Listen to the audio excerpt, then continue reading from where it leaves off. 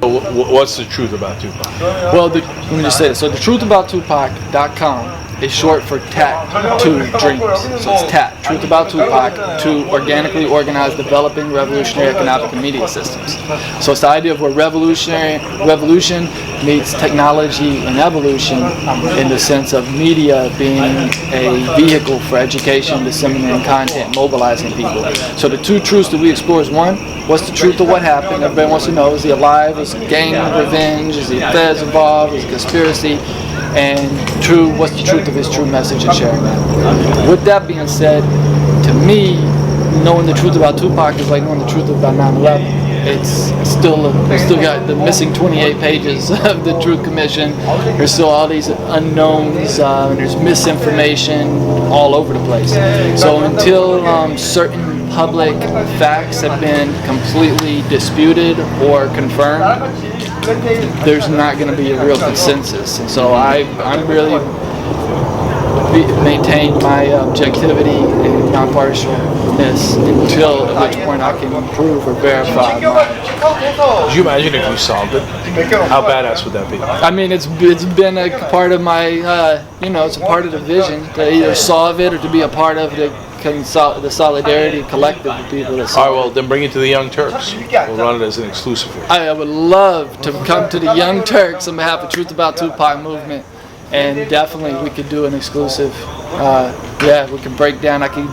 Give you a little give you some information to kind of do some background studies on our work and our videos.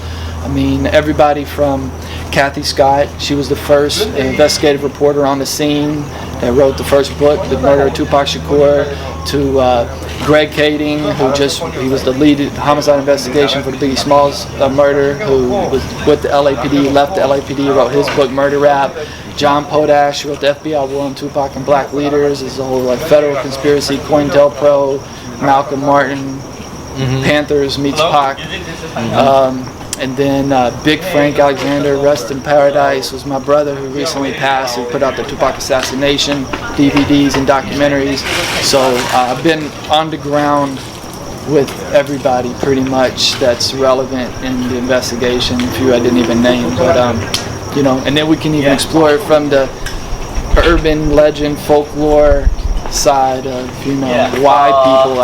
I tell people all the time, people think you're crazy if you think Tupac's alive or whatever, and I always say, well, I don't necessarily think Tupac's alive, but I can understand why people do think Tupac's alive, and I could, if you're on the fence, I could push you over it real quick and give you some really interesting facts that make you question that. So and then I can also talk about really what his message, dispute the myths that he's just a gangster, a thug, and he's very relevant still to our generations.